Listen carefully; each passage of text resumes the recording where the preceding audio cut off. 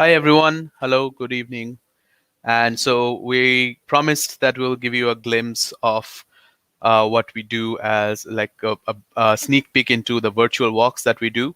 So today we are going to, I'm going to lead a very short virtual walk of the St. John's Church in Calcutta. So Chelsea, if you can add my screen on the right. So I will start the tour. And if you have any questions, do write it in the chat section so that I can answer them at the end of the tour. So I will.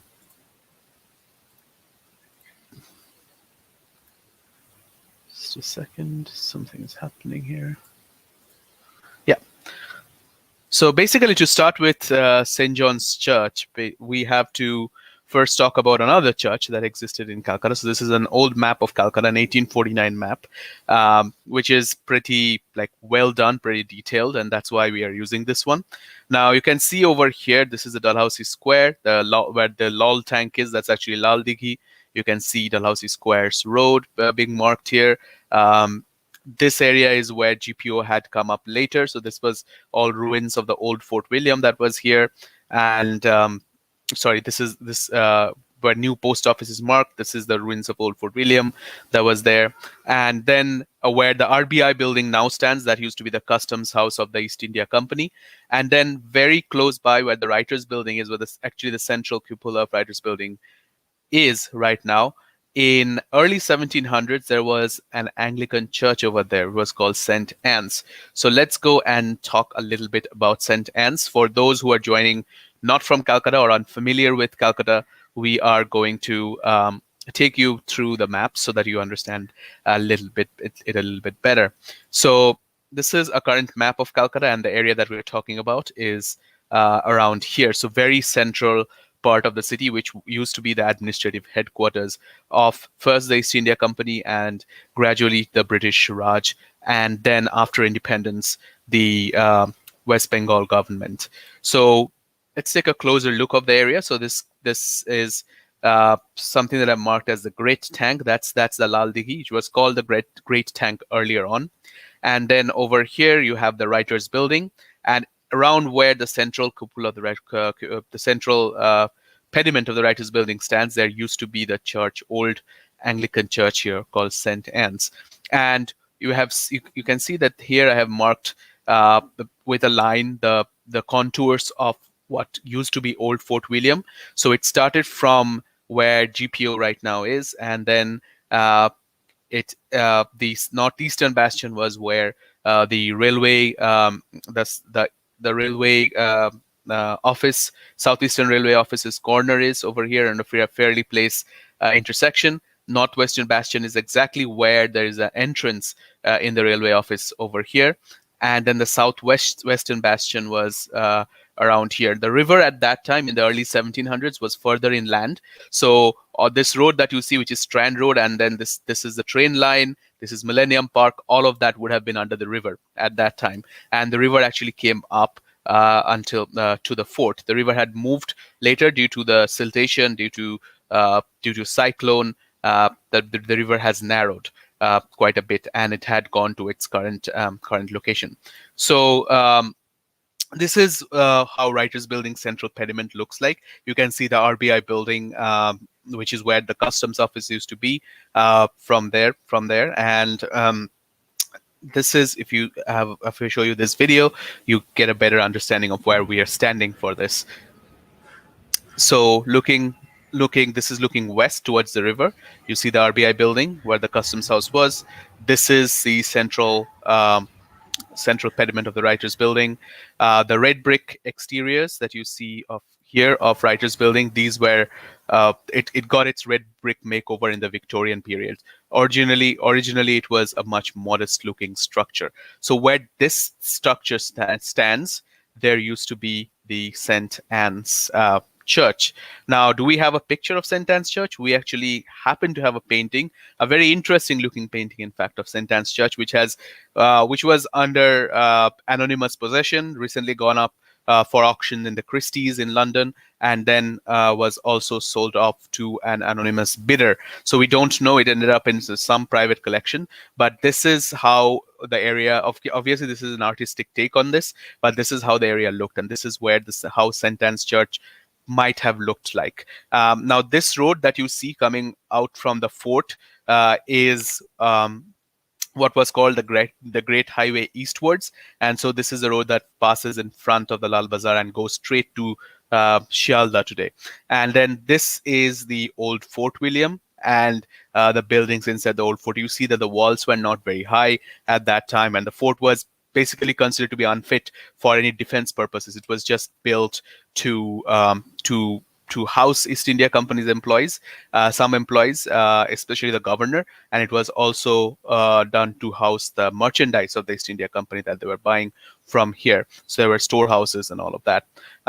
So what happened was in 1756, Siraj-ud-Dowla, the Nawab of Bengal, attacks the fort, and during that attack, the church was also destroyed or damaged or burnt by cannon fire, or it was set on fire. There are disputes about that, and ultimately there was the English community, the Anglican community, ended up with having no church at all. So after Calcutta was recaptured the following year, initially they ejected the Portuguese from the Portuguese church, the Catholic Cathedral, which still exists on Brabourne Road, and started praying there. But it was believed that Catholic Cathedral, like, you should not eject someone from a house of God. So it was restored to the Portuguese very soon.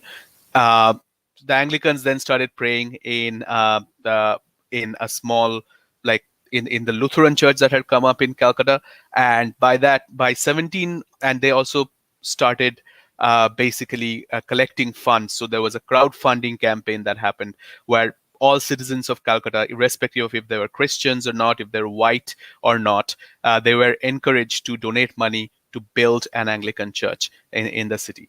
So that Anglican church that was built from after enough money was collected, it was built from 1784 to 1787, designed by a military architect of the East India Company, James Agg, based on the church in Trafalgar Square in London. So St. Martin's in the Field in London. So that was the construction of it finished in 1787, and over here, like a little bit, about a kilometer away from the location of where the St. Anne's Church used to be. So this is how the St. John's Churchyard looks like from the satellite map. So if you go this way, if you follow the way north, then you reach the Dalhousie Square. If you go a little bit southeast, you see the Government House, which was the seat of the East India Company's Governor Generals from early 1800s onwards. So here you can, inside the churchyard, you see the bishop's house of the Anglican bishops. Anglican bishop still stays here. When the church was constructed, it was under the it was not a cathedral itself in 1787, but it was declared as a cathedral in 1813, 1814, and a bishop was basically appointed in the cathedral. And the first bishop to come to Calcutta was Bishop Middleton, who took up the reins of the Cathedral of St. John's. Later in the 1840s and early 50s, the cathedral will be shifted to what is now called St. Paul's Cathedral. So that becomes the Anglican Cathedral. Now, if you see this area, you see that I have marked a couple of stuff here. So before the church had come up in this location, there used to be three things in this location. One, there was a graveyard. There was a burial ground, Anglican burial ground. So one of the probably the oldest Anglican burial ground in Calcutta, which included the grave of Job Charnock, who was the leader of the head of the East India Company's entourage that came and settled in Calcutta in 1690. He died in 1693 and was buried over here. Also, there was an old European hospital that came up between 1707 and 1709, which was set up here to treat East India Company employees and other Europeans for as a protection against tropical diseases, which was not very successful because they were using old methods like bloodletting and feeding people with ounces of mercury to treat malaria and other diseases. So people were dying anyway due to mercury poisoning or too much of a blood loss and all of that. So this hospital had gotten a very bad name for itself. And then where the St. John's Church now is located, that the church structure, at that location, there used to be a gunpowder magazine of the East India Company, which was kept away from the settlement in Dalhousie because they wanted to prevent any bad accident from happening. So in case there was a fire and it blew up, the logic was that it would not affect any living beings if you just put it inside the cemetery outside the settlement, the main settlement area. Now, all of those were dismantled when the concept of St. John's was formed and it was about to be built. The cemetery moved in 1767 to Park Street, and it became South Park Street and North Park Street cemeteries. The hospital in 1767-68 moved to where the current Presidency General Hospital, or the SSKM Hospital, is near Victoria Memorial. So that became the first general hospital of Calcutta. And the gunpowder magazine was, of course, dismantled and moved across the river on the Howrah side, on the opposite side from Calcutta. So basically moved out of the city. So if you enter the church, it looks like this from the gate. So it's a very peaceful space. You can basically, in the busiest of days in Dalhousie, you can go here and find some peace. So that's what it looks like, and how it feels like just going there. And so this is how the church looks like right now. And this is an old painting that you see of the church from the late 1700s, early 1800s. Now, on this painting, you see that there were some graves which are falling down, which are still there in the late 1700s. So these graves were all dismantled in 1801, 1802, except for some notable ones over here. So this is Job Charnock grave that you can see at the very corner where it's from. Like basically, you can see the head of it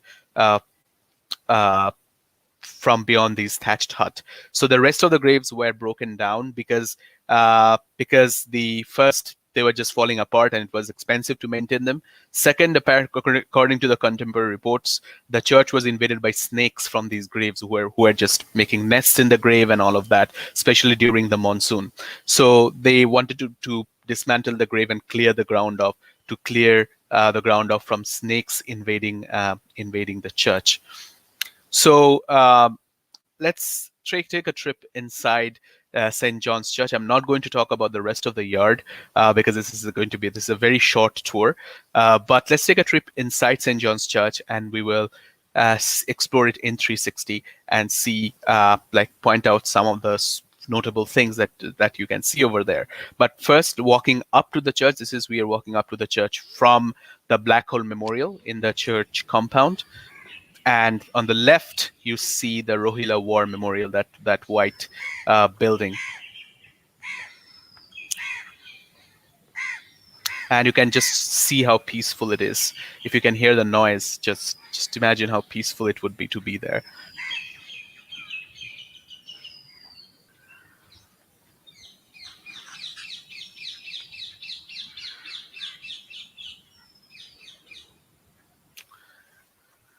Right. So let's look at the church with a 360 view and explore the same.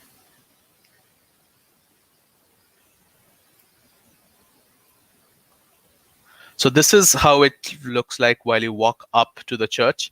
Over here, there is a very interesting tablet which belongs to a Chinese man named Peter Pan. And there are several Chinese. We'll have to reshare it because it's not showing. Okay. Let me do that. Yeah.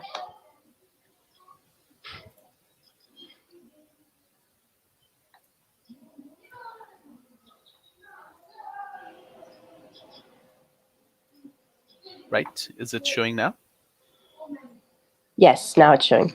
Right. So this is how it looks like as you enter the church. So this is the main gate, and they have recently cleaned everything off, and it has been painted and properly restored. So these stones are really polished, and we have taken these pictures, these 360 pictures, a couple of weeks back. So here there is this important gravestone, interesting gravestone. I won't say important, but interesting gravestone of Peter Pan. Which is in between two of these chairs. And this Peter Pan is actually a Chinese, Calcutta Chinese person who was buried in the churchyard, and his grave was found in 1890s. His grave was found much later, a little later, but there were a few Calcutta Chinese burials were found in the 1890s when the churchyard was uh, basically uh, basically redone. So that also shows that probably on some of the early converts into Anglicanism in Anglican Church were Calcutta Chinese people who then got buried in the churchyard. So we will go closer. We'll go up the stairs, and as you go up the stairs, you generally you'll have to open your shoes here before going in because it's been cleaned recently and restored. So they don't want the red dirt of your shoes to spoil the floor basically. But over here you can see two plaques if I zoom in. So these two plaques are the plaques commemorating the donation of the land where the church stands by Navakrishna Dev, who was the founder of the huge Raj family in Shobha Bajar in North Calcutta. He was the Diwan of Robert Clive, and because he donated this land to Warren Hastings, who was the East India Company's Governor General at that time in the 1780s, he was given the title Maharaja. So he was Raja Navakrishna Dev at this before the donation. After the donation, he got the title Maharaja. So he went one step up. And on this side, there is another plaque which basically commemorates Warren Hastings' laying of the foundation stone for the church in early 1780s, before the construction of the church began. So we will walk in, and as you walk in, you can see this beautiful, beautiful walk straight to the altar. You can see the beautiful floor down here, which has been again recently restored and cleaned brilliantly by the church authorities. This is the church office on that side. So if you want to take permissions for anything, that's where you go. And there are several of these memorial stones throughout the walls of the church, like the one that you see over here. Now, we will first pay a visit to the vestry room, and then we will go and see the rest of the church. So if you walk in the vestry room, this is how it looks like. A beautiful, beautiful room. Again, recently restored, and it has like portraits of old church wardens. Unfortunately, and these are actually original portraits. Some of them are not marked, so we don't exactly know who they are. But you can see the ceiling on the top. It's still the old ceiling, wooden ceiling that's supported by later iron beams over here. So this vestry room is used for church meetings. But interestingly, at the very beginning, in the early days of the church, in 1787 onwards till early 1800s, the vestry room was also used by the Freemasons of Calcutta to hold their meetings, monthly meetings over here. At that time, the Masonic lodges were not built, so they held their meetings over here. Later, in the early 1800s, when the church was declared as a cathedral, the Freemasons would move out and they would build their own different Masonic lodges, and they will have their meetings in those Masonic lodges. One of the surviving Masonic lodges is in Park Street. If you go to Park Street, it's next to um, the Park Hotel, and they also have a fabulous archive if you're interested in looking at the history of Freemasons in the city. So we'll walk out now, and then we will go inside the churchyard. So this is how it looks like from inside. It's really beautiful. This was taken about at 9 a.m.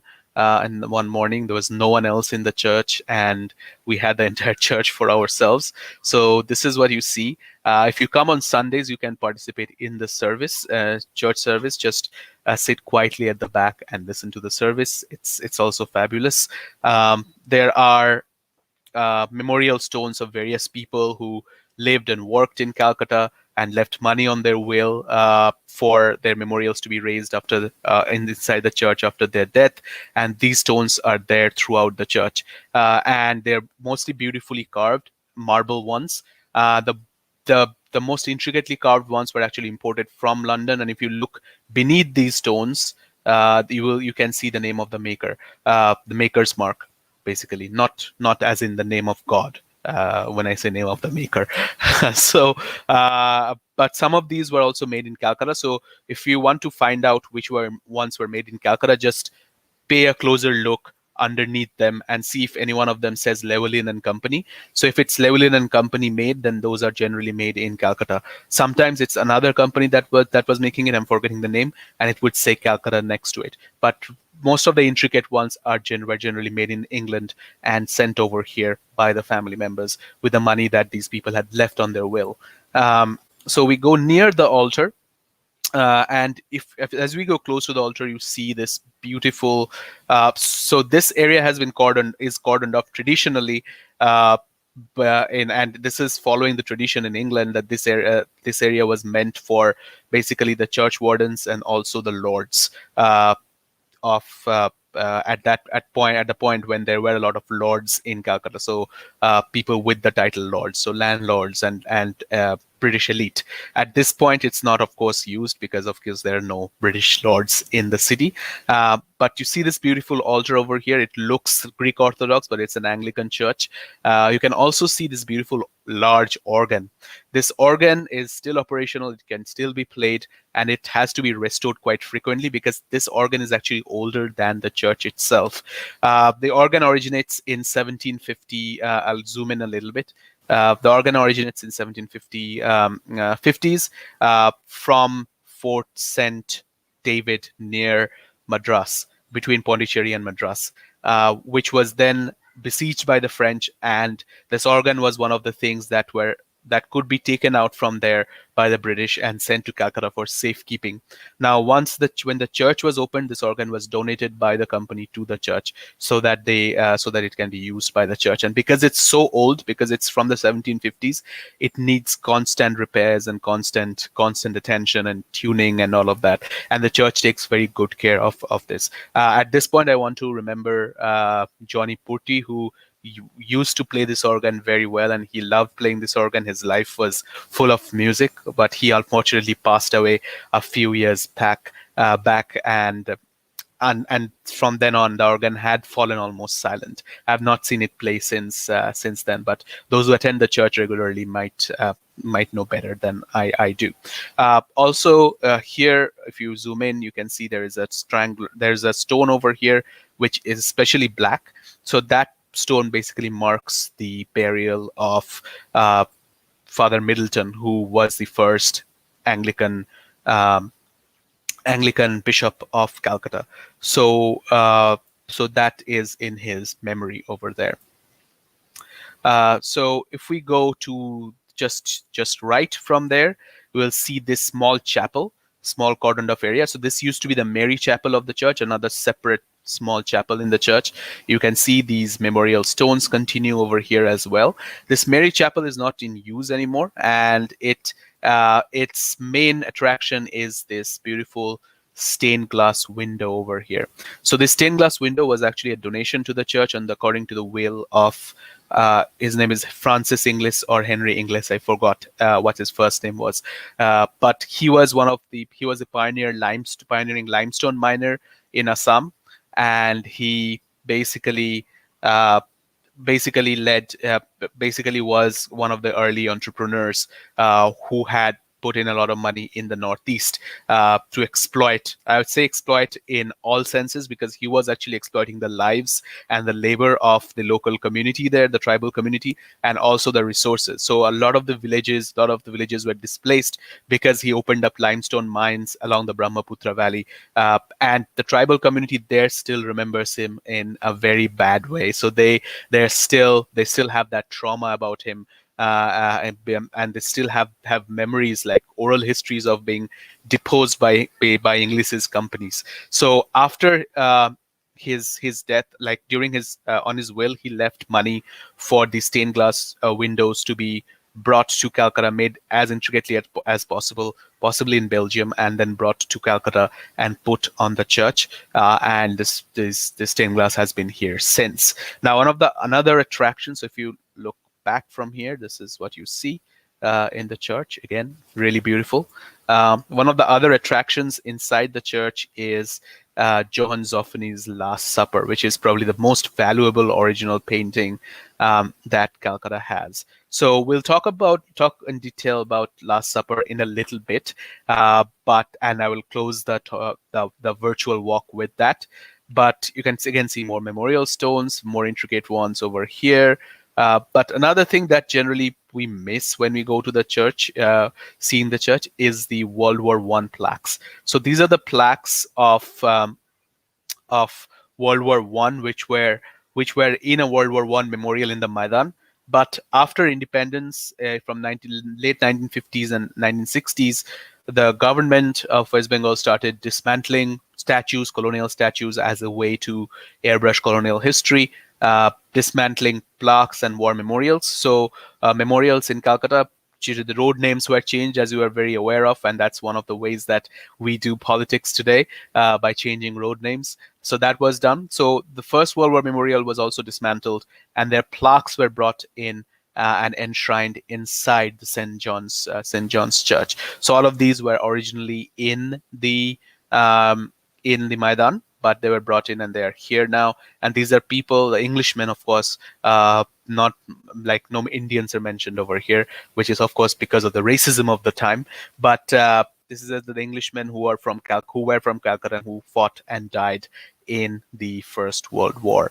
So we'll take a final glimpse of the church, and before we go out. But before we go out, I want to point out that you see those windows upstairs, which generally seem like do not correspond with anything. The reason for that is there was a first floor originally, a wooden first floor, wooden upstairs, which was damaged during the Japanese bombing of Calcutta in the 1940s. And that entire first floor had to be taken down because it was badly damaged. It was beyond repair. And that's why those windows are there. They bring in light to the church, but they don't correspond to anything. So that first floor is missing at this point because it could not be repaired. So we're going to go out now. I'll stop sharing and we'll go back to. I'll reshare the presentation when we talk about the Last Supper.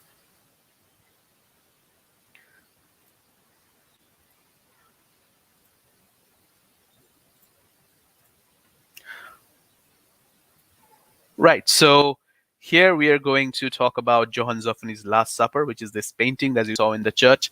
And this is actually, as I said, one of the most valuable paintings that Calcutta has, and probably one of the most controversial historically that Calcutta has as well. And a lot has been written about it. So this is Johann Zoffany, who was a painter, a Austrian painter who got trained in Italy and Paris, and then he got into service at King George III's court. This is a self-portrait of him, and he looks crazy here, and he was as crazy as he looks on this painting. So he got service into as one of the court painters in King George III's court in England, but by late 1770s he was actually thrown out from the court because he made he painted. He painted a caricature of the Queen and he had presented it to the king, and it didn't go down well with the king, so the king had fired him, taken away his allowance. And around this time he was looking for work. I'm just giving a very mundane version of this. It was more complicated, but and then he was looking for work, and at that time he had heard from someone who returned from Calcutta that if you go to Calcutta for 3 years, you can make enough money to live for 3 lifetimes. So that was how India was looked at. It was looked at as a place where you can go and make enough money for yourself within no time and then come back and have a happy life back in England. So he chooses to take that voyage. He comes to Calcutta, meets Warren Hastings, the Governor General. He comes to Calcutta in disguise as a ship's mate, but he meets Warren Hastings and he says who he is, and He is then referred to the court in Lucknow, the royal court in Lucknow, where he was hired as a court painter. So early European style portraits of produced from Lucknow, Lucknow court, along with the members of Lucknow court on them, where Zoffany is doing, and he became really famous. He earned a lot of money there.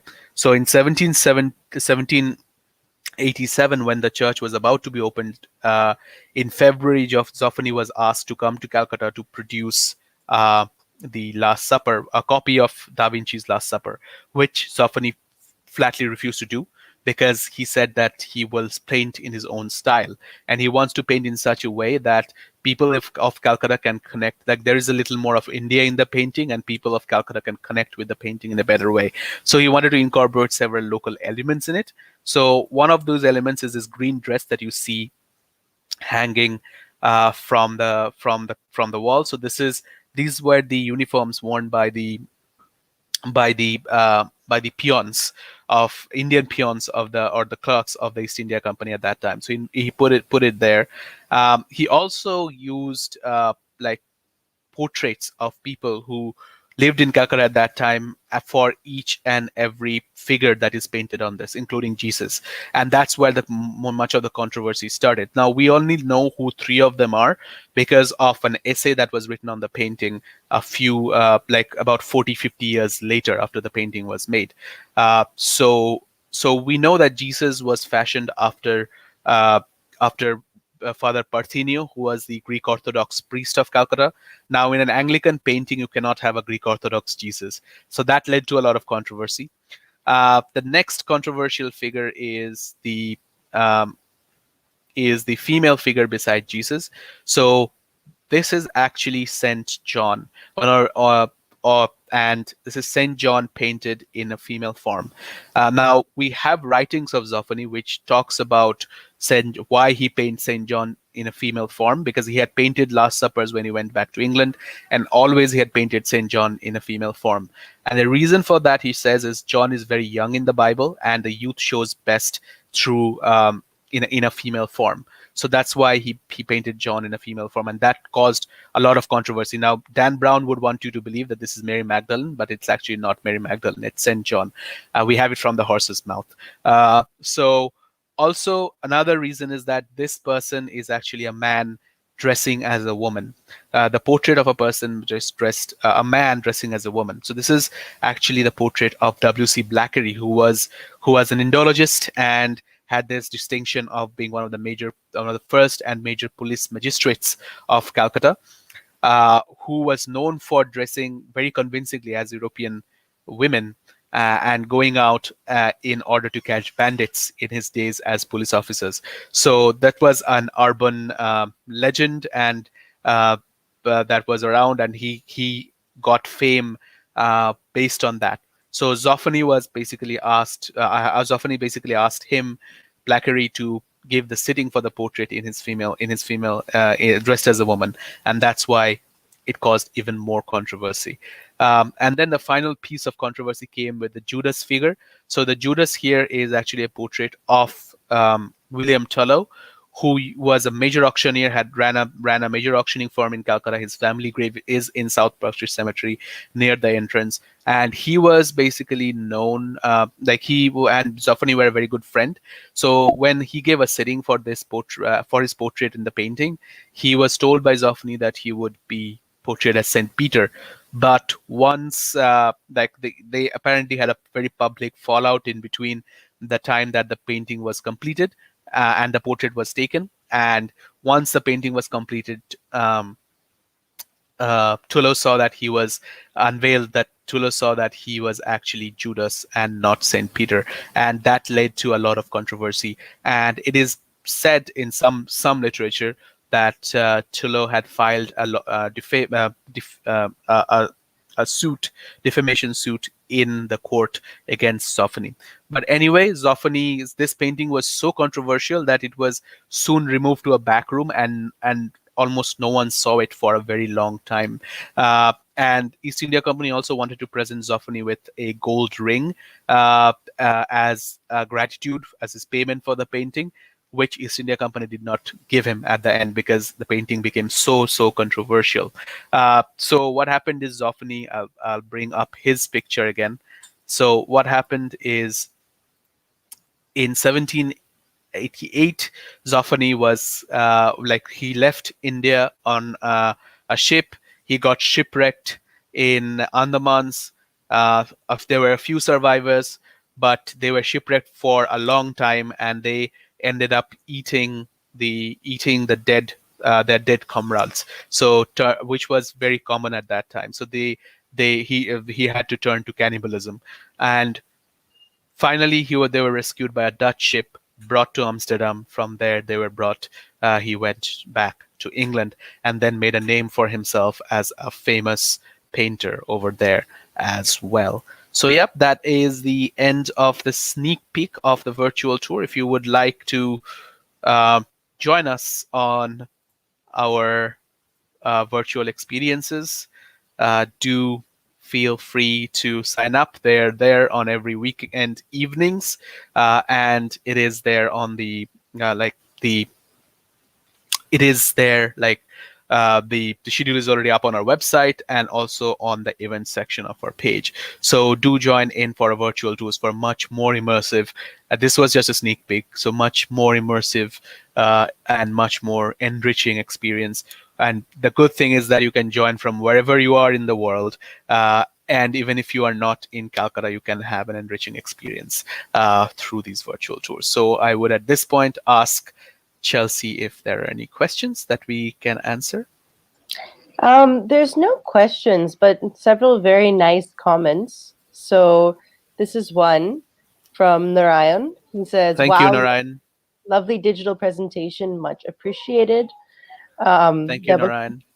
Debashish Chatterjee says, "Brilliant stuff, enlightening as well as enthralling." Thank you, Uh, sir. So Devashish Chatterjee is my English teacher from Purulia Ramakrishna Mission. So yeah. So thank you, um, sir, for listening. Anjana Das says, "Very enriching experience indeed." Thank you, Anjana. And Shubro says, "Very nice." Hi, Shubro. Shubro is my friend from Purulia Ramakrishna Mission. We are batchmates, like classmates. So if anyone has any questions, then please feel free to comment. Um, here's another one. Nikhil says, "Happy 4th birthday. So much to just one painting. You're forcing me to come to Kolkata sooner than later." Thank you, Good. Nikhil. You can also, yeah, I mean that's great, but you can also join our virtual experiences from if you're not in Kolkata. So yeah, feel free to do that. Anjana has also added, "Thanks for enlightening on the painting, The Last Supper." Thank you very much, Anjana. Thank you very much indeed. So yeah, if there are no other questions, thank you very much for listening in, and I would like to wish thank you to everyone and have a very happy Valentine's Day evening to everyone, and see you all soon on a Thank you for on joining all of us for our 4th anniversary celebrations this weekend. yeah. There's more things coming up at the end of the month, so stay tuned for that. The first important thing is that on the 19th, next Friday, there will be a live session with Vivek Bal, who has written about the connections between the Bengali community in Kolkata and other places in Bengal, and the U.S. and especially the communities of color in the U.S. So this is a very special Black History Month presentation that we will be hosting live on Facebook and YouTube on Friday at 8 p.m. Indian time. So yeah, thank you everyone, and stay safe. Take care. Bye. Thank you.